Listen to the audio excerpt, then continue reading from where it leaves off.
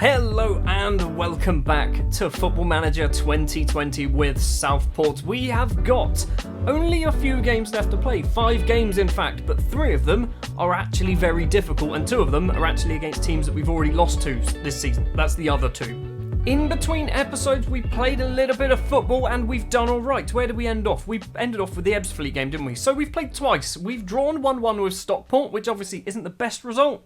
It's a point. It's better than no points. And then against Yeovil, a Brad Walker screamer, because that's all he seems to do is score screamers, gives us a 1-0 victory here. It means for today's match up against second place York, this is literally how last season ended. We are currently top of the table. York, if they beat us, will move to the top of the table, and Barnet could potentially go ahead of us as well, although their goal difference is massively worse. So at worst, end of this episode, we're going to be second place. We are also hemorrhaging money so fast that we might somehow get like a points deduction. I'm worried that we might get a points deduction because I don't know, is that even a thing at this level of football? But we've got minus £613,000. Can we see, is there like rules for finances? Is that a thing? Financial rules. No, it's literally just contract renewals and wages. So anyone who's on a full-time wage and over 17 must get paid £160, which is fair enough. So yeah, there's no... Oh no, wait. Entering administration will get us a 10-point penalty. I don't think the board are massively... I think they're happy. They're very happy. They're happy to stay. The finances are insecure. Getting promoted would obviously... I don't think it's going to fix it, but it will certainly help. Also, I've just noticed, media prediction, 21st. Screw you, media. We're top. Here we go then. The team that pipped us to the post in the last season, winning the Vanarama National North. We will hopefully do it back to them this season. If we can beat them today, we potentially can go clear by 3 points, 2 points. We'll be 2 points clear of Barnet, assuming Barnet win their game, who is FC Halifax, who are down the wrong end of the table. So you have to assume Barnet are probably going to be winning that. Wrexham also up there fighting. So are Aldershot, so are Torquay. It's very tight.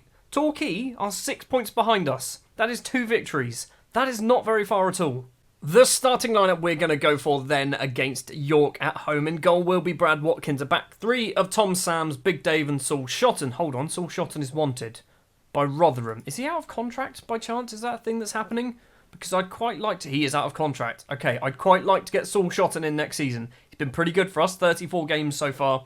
Average rating of 7.04. Not terrible. So Saul Shotton, Big Dave and Sams will be the back 3, as I've mentioned. Harry Woodward will be the right back. Paul Redding, Patrick Redding. It's not going to be... He's awful. Okay, right. Let me talk to you about Mr. Patrick Redding here. He's played 6 games for us. And every single one... He's been pretty bad. I say every single one. He's been alright against Hemel Hempstead, was alright against Yeovil, awful against Stockport, awful against Halifax, awful against Sutton, was alright against Woking. He's annoying me.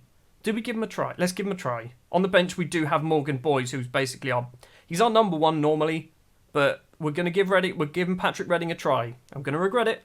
In the middle of the pitch will be Clayton Lewis and Jack Bridge. On the bench, we do have Brad Walker, who is most likely going to come on, score a screamer in the 80th minute, and then I'm going to wonder why I didn't start him. Stan Fahati, Cameron Archer, and Raul Correa will be our front 3 today. On the bench, we have George Newell and Devonte Arancibia. If we do need to change things up a bit, we do have the options. Now, if Redding is on like a 6.5 at half-time, he's coming off. He's just coming straight off the pitch. I tried, he annoyed me so much, I tried to cancel his loan deal. That's how annoying he was to me. But I can't do it. He's staying here until the end of the season, which kind of sucks. We are seeing the first highlight of the game. Big Dave lumps it upfield, finds nobody. Typical Big Dave there, got no vision. Header down from Shotton. Now Bridge back to Shotton. He's got old Patty Redding down that left-hand side. I'm going to call him Patty from now on. Ball forward, Correa heads down. Flaherty doesn't quite get there. Redding collects it. Now Correa back to Patrick Redding. Go round your man, buddy. Get yourself an assist. That's what I want from you today, Patrick. Crosses it in. Cameron Archer goes for a header. Dinks the top of the bar. Weird header from the edge of the area for Cameron Archer there. We've got a corner. It is Woodward stepping up to take it. Not the best corner. Correa collects. Back to Flaherty. Back to Correa. Woodward wants. Woodward gets. Crosses it in, please. Crosses it in or not. Shotton can cross it in. Archer's there at the back. Dinsmore clears it. Bridge is going to collect. He's got a player on the right. It is Lewis, the New Zealander. Finds Woodward on the volley. That is a right back doing that. That is my right back going for that effort. We've hit the bar twice. Another corner just before 15 minutes comes in. Once again, awful corner. Shotton collects it. He's played it in the middle. Raul Correa is there. His 17th goal of the season. This is a potential title decider. Correa getting on the end of that little Shotton pass, putting us 1-0 up against York. This happened last time we played York. Let's not get too excited because we did throw it away. Good finish though from Raul. I've also decided I want Raul Correa to get himself an Angola cap. He's Portuguese and Angolan. He's not declared for either nation. I want him to get an Angola cap. That is like a weird side quest that I'm going to set myself. Well, since the goal, we've had no highlights whatsoever. We are looking like we're going to be in front at half-time, but we've not been particularly impressive, have we? And I think if we have a look at the match ratings, lots of 6.4s for Flatty, Archer, 6.5 there for Clayton Lewis. You are lucky, Patrick Redding, on a 6.7. You're going to be keeping your place. Just going to get the assistant to do it, which was probably a bad thing. And I'm going to be bringing off Archer and Flaherty for Newell and Aaron Sibia, but I'm not quite sure when. It'll actually be in a minute, won't it? Because nothing's happening. Still no highlights in the since the goal. So Archer and Flaherty off. Aaron Sibia and George Newell coming on. Lewis also not playing the best. It's a risk. We're doing all of our subs now. Swap you two over, and then hopefully. No, I've done that wrong. I've done it wrong. No, I want to. Okay, right. We need to change that in a second. I've got them around the wrong way. Hold on. Right, subs have happened. Now, it needs to be that way round. Brad Walker needs to be the box-to-box because he loves scoring worldies and he's going to do it. Throw on the right for York. 64 minutes on the clock. York get the ball back with Miller. Crosses in. McFarlane can't win the head. Dinsmore goes for goal from outside the area. Of course he does. Pretty sure he's a former Southampton player as well. Former Bournemouth player. That's probably why I recognise the name. Well, a draw won't be the end of the world, but we probably should have had a second goal. We're doing pretty bad. We've got a corner. It's going to be Woodward to take it because he is our only corner taker. It's towards the front post. Of course, nobody's there. Walker collects it. Woodward wants, no, he doesn't. Tom Sams goes for goal, and Tom Sams, the central defender, makes it 2-1. 72 minutes on the clock. We are back on top of the table with a comfortable margin now of at least 2 points. Comfortable. It's not comfortable at all. Hold on. It's 5 points? Are Barnet losing? Or maybe Barnet are drawing? Into the final 10 minutes, it's a throw for York on the right. Parsons to Dyer, who I assume has just come on from Miller, who was their throw and taker. Crosses in, McFarlane is there. His header is just wide.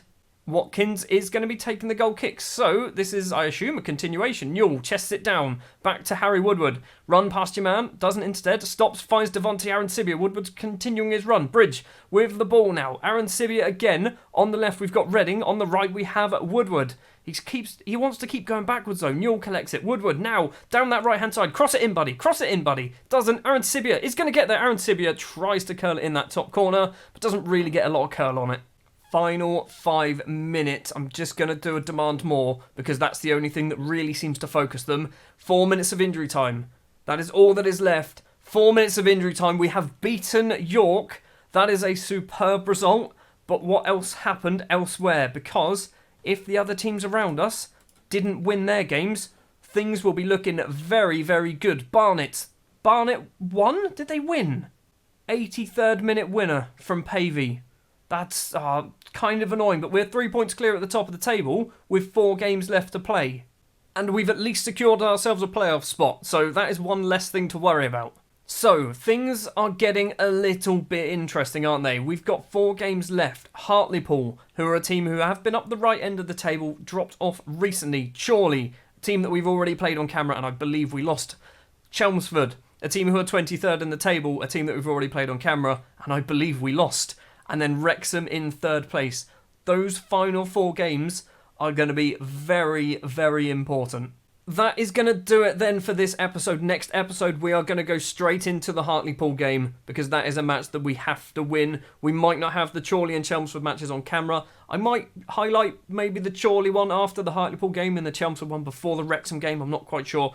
We'll have to wait and see. Thank you very much for watching this episode of Football Manager 2020 with Southport. If you did enjoy, do remember to leave a like. If you want to see more, hit the subscribe button, and I'll be back next time with the match up against Hartlepool.